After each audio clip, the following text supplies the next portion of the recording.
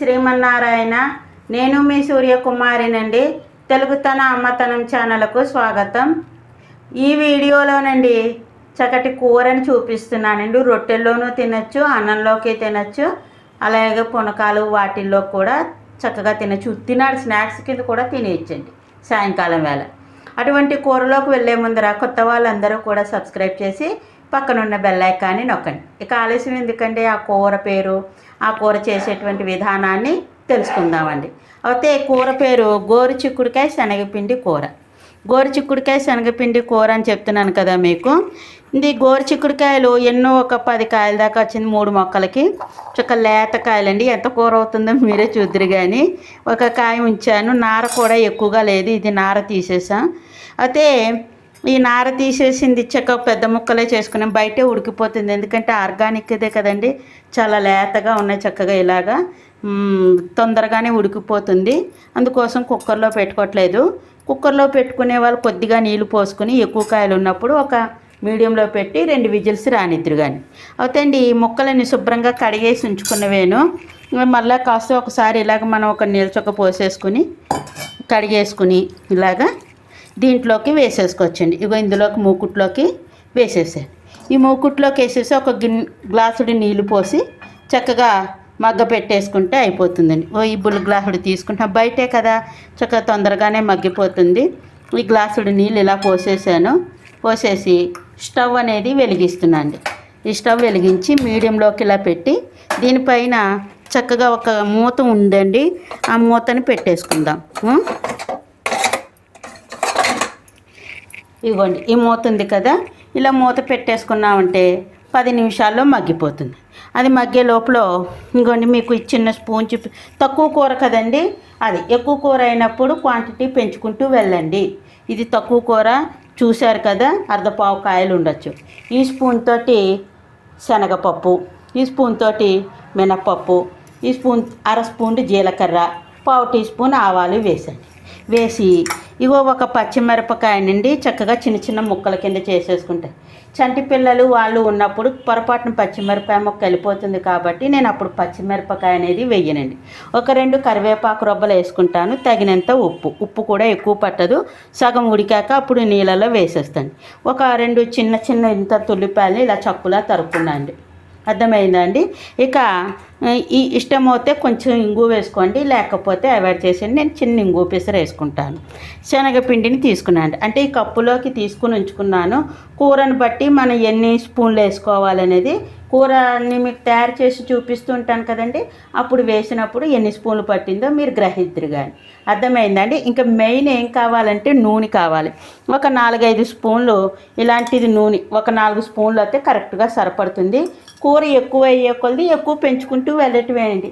ఇప్పుడు ఫర్ ఎగ్జాంపుల్కి ఇంత కూర ఉడికించుకున్నాం అనుకోండి, అప్పుడు ఒక 10 స్పూన్లు దాకా, అంటే ఇంత కప్పు దాకా నూనె వేసుకోవాలి. అప్పుడు ఉల్లిపాయ ముక్కలు కూడా ఈ కప్పు నిండా తరుక్కోవాలి. అలాగే ఒక 2 పచ్చిమిరపకాయలు ఎక్కువ తీసుకోవాలి. ఉప్పు కూడా ఇంతకి ఇంత తీసుకోవాలండి. ఇప్పుడు మీకు నేను కారపొడి ఒకటి, పసుపు ఒకటి చెప్పాలి. పసుపు ఒక 2 చిటికలు సగం ఉడుకుతూ ఉన్నప్పుడు వేద్దాము. ఉప్పును వేసేసినప్పుడే కారపొడి పోపులో వేసుకుందాం. కారపొడి కూడా ఈ టీ స్పూన్ అయితే సరిపడుతుంది. 3 మ్యాంగోస్ కారం కమ్మగా ఉంటుంది మాది. ఈ స్పూన్ కారపొడి వేస్తాను. పోపు వేసేటప్పుడు మీకు చూపిస్తానండి. మరి అర్థమైంది కదా. అది ఇగో చూడండి, సరిగ్గా 10 నిమిషాలు కూడా అవ్వలేదు. చూసారా ఎంత మెత్తగా మగ్గిపోయిందోనో. అయితే ఇగో మీకు ఇంకా డౌట్ అనుకుంటున్నారేమో, చూడండి ఇగో మెత్తగా, ఇగో చూసారా మెత్తగా అయిపోయింది. ఇక ఇప్పుడు నేను ఇందులోకి చిటికెడు పసుపు అనేది వేసేస్తున్నాను. ఇదిగో ఇలాగా. ఇక ఉప్పు కూడా వేసేస్తున్నానండి. ఇంత ఉప్పు పడుతుందంటే పట్టకపోవచ్చు, అందుకోసమని మీకు కొలిచి చూపిస్తున్నాను. ఇదిగో ఇంతకంటే ఎక్కువ పట్టదు, చాలు. అంతగా తక్కువ అయితే అప్పుడే కలుపుకోవచ్చు. ఈ నీరంతా ఎగిరిపోతుంది. ఎగిరిపోయాక అప్పుడు ఏం చేస్తా అంటే అండి, ఈ బాక్స్లోకి తీసేద్దాం. బాక్స్లోకి తీసేసి పోపుకి సరిపడాది ఈ మూకుట్లోకి వేసేస్తాను. కారపొడి కూడా ఎంత పడుతుందో చూద్దాం. ఇగో డబ్బా తీసి ఉంచుకున్నాను కారపొడిది కూడాను. ఇందులోకి పట్టకర్రతో తీసేస్తాను. ఉండండి, పట్టకర్ర ఎక్కడుందో, ఇక్కడ ఉంది పట్టకర్ర.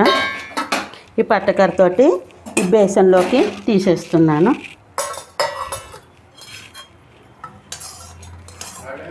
ఇదిగోండి, తీసేసాను కదా. ఇక ఇందులోకి ఒక 3 చెంచాల దాకా నూనె వేస్తాను. ఎందుకంటే మరి ఉల్లిపాయ ముక్కలు అన్నీ కూడా వేగాలి కదండి, అదనమాట. ఇగో ఈ చెంచాతోటి కొంచెం ఇందులో ఎర్రకారం పడింది, అందుకోసం ఎర్రగా ఉంది నూనె, మరేం కాదు, సరిపడుతుందండి. ఈ 4 చెంచాల దాకా వేసాను, అయిపోయింది. ఇప్పుడు ఈ పోపు దినుసులన్నీ ఇందులోకి ఇలా వేసేద్దామండి. అదిగో ఇది వేగాక మనం పచ్చిమిరపకాయను కూడా, పిల్లలు ఎవరూ లేరు కాబట్టి నేను పచ్చిమిరపకాయ ముక్కను కూడా తింపుకుంటున్నాను. కరివేపాకు కూడా వేస్తానన్నమాట అండి. ఫ్రిడ్జ్లో ఉంది 2 రొబ్బలు కరివేపాకు రొబ్బలు, ఈయన తెమ్మనమని వేస్తానన్నమాట అండి. అగో పోపు కలుపుతానండి, చెంచాతోటి ఇలా కలుపుతాను. దోరగా వస్తున్నప్పుడు పచ్చిమిరపకాయ ముక్కలు ఉల్లిపాయ ముక్కలు వేసేసి 1 నిమిషం మగ్గ పెట్టానుకోండి, అప్పుడు అది కూడా చక్కులా ఉంది కదా, చక్కగా మగ్గిపోతుంది అనమాట. ఇలాంటి కూర పిల్లలు స్నాక్స్ కింద కూడా పెట్టచ్చండి, ఎందుకంటే శనగపిండి అది కదా, చాలా చాలా బాగుంటుందండి. మీరే చూద్దరు కానీ కూర వండిన తర్వాత పూర్తయ్యాక ఎలా వచ్చిందో అనేది మీరే మీ కంటితో చూస్తే మీకే తెలుస్తుంది అన్నమాట. ఈ పెద్దమ్మ చెప్పడం కాదు, అదనమాట. వేగుతోంది కదండి, ఒకసారి అక్కడ పెట్టి కరివేపాకు రొప్పుతావా. చూసారండి, ఇలా వచ్చింది కదా. ఇప్పుడు మనం ఉల్లిపాయ ముక్కలతో పాటు ఈ పోపు కూడా మగ్గుతుంది కాబట్టి ఇగో చిటపట్టలు ఆడుతుంది కదా, ఈ ఉల్లిపాయ ముక్కల్ని వేసేస్తున్నానండి. ఈ ఉల్లిపాయ ముక్కలు కొంచెం ఎక్కువైనా బాగానే ఉంటుంది. కూర మనకి అది తక్కువైనప్పుడు కొంచెం ఉల్లిపాయ ముక్కలు ఎక్కువ వేసుకుంటే సరిపడుతుంది. అయినా ఇది మగ్గిపోయి చాలా బాగుంటుంది. ఇవ్వండి, ఇందులో ఈ 2 పచ్చిమిరపకాయ ముక్కలు కూడా ఇలా వేసేసాను. ఇంకో ఈ కరివేపాకును కూడా దూసేసి కడిగి పెట్టుకున్నదేనండి, ఇలా వేసేసాను. ఇప్పుడు ఇలా వేసేసిన తర్వాత మనకు ఉల్లిపాయ ముక్కలు మగ్గాలి అనుకుంటే కనుకనండి ఏం చేయొచ్చు అంటే 1 నిమిషం పాటు ఈ మూతని ఇలా ఉంచేద్దాం. ఇలా ఉంచేస్తే ఉల్లిపాయ ముక్కలు 2 నిమిషాల్లో మగ్గిపోతుంది. మగ్గిపోయాక పసుపు అది వేసేసాం కదండి. ఇక కారపొడి ఎంత వేసుకోవాలి అంటే కమ్మటి కారమేలండి. ఇది చూడడానికి ఎర్రగా ఉంటుంది కానీ అసలు కారం. ఇగో ఈ స్పూన్ తోటి అదేండి, ఇప్పుడు ఈ స్పూన్ ఉంది కదా, ఇంత స్పూన్లు కారం వేసుకుంటే శనగపిండి జల్లుతాం కదా, చాలా చాలా బాగుంటుంది అనమాట. మళ్ళీ వేసేటప్పుడు మీరు చూపిస్తాను, అదనమాట అండి. ఈ కూర పిల్లలు అందరూ ఇష్టంగానే తింటారు. ఇది ఒక వెరైటీ అండి. మళ్ళీ టమోటా గోరుచిక్కుడుకాయ ఉల్లిపాయ వేసే కూర ఇంకొక వెరైటీ. గోరుచిక్కుడుకాయ పాటోలి చేసుకుంటారు, అదొక వెరైటీ. నాకు వీలున్నవన్నీ మీకు చూపిస్తూ ఉంటానండి. అది మట్టి చూసారు, ఉల్లిపాయ ముక్కలు కూడా చక్కగా మగ్గిపోయింది. ఇగో చూడండి, చక్కగా మగ్గిపోయింది. వాసన వస్తుందండి, ఉల్లిపాయ వేగిన వాసన వస్తుంది చక్కగాను. 1 నిమిషం ఇలాగ ఇప్పుడు మూత తీసాం కదా, 1 నిమిషం ఇలా వేయిస్తే ఆ ఉల్లిపాయ ముక్కలు మగ్గినవి మంచి రుచిని కలిగిస్తుంది అన్నమాట. ఇక పిల్లలు కూడా ఇష్టంగానే తింటారు, ఎందుకంటే అండి చాలా చాలా బాగుంది. శనగపిండి ఉంటుంది కదా, దగ్గర నూనె ఎక్కువ ఉండదు, పకోడీ మోడల్గా ఉంటుంది చూడడానికి. ఇదన్నమాట అండి. వేగిందా అండి? వేగింది కదా. కాకపోతే మీరు ఉల్లిపాయ ముక్కని ఇలా పట్టుకుంటే తెలిస్తే చక్క మెత్తగా ఇగో ఎంత మెత్తగా అయిపోయిందో. ఇప్పుడు ఈ ముక్కల్ని వేసేస్తాను. ఈ ముక్కలు వేసేసాను కదా. 2 మనుషులు సరిగ్గా తింటే 1 మనిషి అనుకోండి, లేకపోతే 2 మనుషులకు అనుకోండి. ఇప్పుడు ఇది వేగింది కదండి, దీంట్లో కారం వేద్దాం.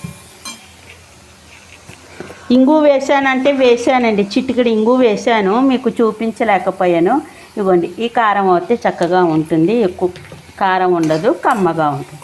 దీన్ని కూడా 1 నిమిషం ఇలాగా ఎర్రగా వచ్చేటట్లుగా, అంటే ఇది ఫ్రెష్ కాయలండి, కోసుకొచ్చిన వెంటనే మీకు కూర వండి చూపిస్తున్నాం. మా మిద్దె తోటలో చాలా మొక్కలే పెట్టాను కానండి, 3 మొక్కలే బతికింది.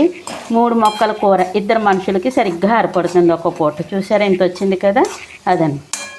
ఇప్పుడు ఈ కారం ఎర్రగా అయింది కదండి, ఇగో చూడండి. ఇప్పుడు దీని మీద శనగపిండి ఎలా జల్లుతాననేది చూద్దురుగా. ఇలా వచ్చింది కదండి, ఇది ఇలా పెడుతున్నాను. శనగపిండి ఇక్కడ ఉంది కదా, ఇలా చేతితో తీసుకుని చక్కగా ఇలా జల్లుకోండి. అంటే ఒక 2 స్పూన్లు అనుకోండి, పెద్ద స్పూన్ తోటి ఒక 2 స్పూన్లు నిండా ఇలా జల్లుకోండి. ఇలా జల్లుకున్న తర్వాత ఈ మూతని ఇలా పెట్టండి. అర్థమైందండి? అలా మూతను పెట్టిన తర్వాత ఒక 2 నిమిషాలు ఉంచుకోండి. ఒక 2 నిమిషాలు ఉంచాక స్టవ్ బంద్ చేసేయచ్చు. అర్థమైందా? అది కూడా చూపిస్తాను, ఉండండి. అదనమాట. మరి ఇంకేం మంచి మంచి విషయాలు చెప్పుకుంటూ ఉండాలి కదండి. సత్సంగం లాంటిది అది మనకి ప్రయోజనాన్ని కలగజేస్తుంది. మనకి కోపం ఎక్కువ వచ్చేసినప్పుడు ఏదో ఒక నామాన్నో 1 2 3లు కాదండి, చక్కగా ఓం సాయిరామ్ ఓం సాయిరామ్ ఓం సాయిరామ్, ఉత్తమ సీతారామ లక్ష్మణ భరత శత్రుఘ్న హనుమంతునకు జై అనుకుంటే ఇలా ఏదో 4 సార్లు మీరు అనుకోండి. కోపం అనేటువంటిది తగ్గుతుంది. తమాయింపు గుణం అనేటువంటిది వస్తుంది. కోపం అనేటువంటిది ఏంటంటే అండి, తన కోపమే తన శత్రువు, తన శాంతమే తనకు రక్ష దయ చుట్టంబవు అనేటువంటి పద్యంలాగా మన కోపమే మనకు శత్రువు వస్తుందండి, మన శాంతమే మనకు రక్షణ కలిగిస్తుంది. కాబట్టి కోపం అనేది సహజమేనండి.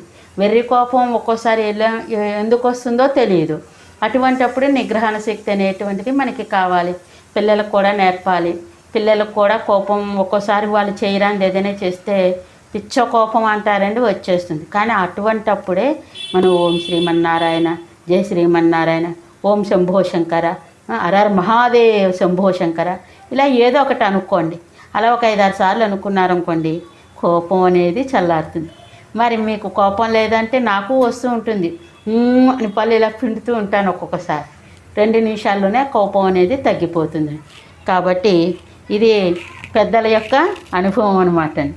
ఇక మరి చక్కగా చూడండి, ఒకసారి చూపించాము. అలా వచ్చింది కదండి. ఇప్పుడు గ్యాస్ని కట్టేసిన తర్వాత ఇంకా చెయ్యైనా కడుక్కోలేదనుకోండి, ఇప్పుడు కూరని ఇప్పుడు ఇలా కలుపుకోండి. మరి చూడండి, మీరందరూ పిల్లలు కూడా ఇలా ఉంటే ఎందుకు తినరండి? పక్కన ఒక చిన్న టమోటా పండు ముక్క, కొంతమంది పచ్చి టమోటాలు ఇష్టం ఉంటుంది. ఒక టమోటా పండు ముక్క, ఒక కీరా ముక్క, చిన్న నిమ్మకాయ, ఇలాంటివి ఏవైనా పెట్టండి. ఇందులో ఏమి అక్కలే. ఇంకా నిమ్మకాయ కానీ చింతపండ్లు కానీ ఇలాంటివి పులపలు ఏమి వేసుకోండి. చూసారా? ఇగో ఇలా. ఇప్పుడు ఈ కూరని మీరే చూసారా, నేను మూకుట్లోనే ఉంచి చూపిస్తున్నాను, బయటికి తీయలేదు. మీకు అర్థమైందండి? కూర అనేది నూనె కూడా ఎక్కువ పట్టలేదు. అయ్యో నూనె ఎక్కువైపోయింది, దగ్గు వచ్చేస్తుంది అనేటువంటి సంశయం కూడా లేదు. ఆరోగ్యప్రదమైందే కదండి. శనగపిండి అస్తమానం ఏమీ తినేయం కదా. కాబట్టి ఇదనమాట అండి కూర. మరి గోరుచిక్కుడుకాయతోటి నాకు 7 8 రకాల దాకా వచ్చు. అవన్నీ ఒక్కొక్కటి ఒక్కొక్క వీడియోలో వీలు కుదిరినప్పుడల్లా పెడుతూ ఉంటానండి. అర్థమైందా అండి?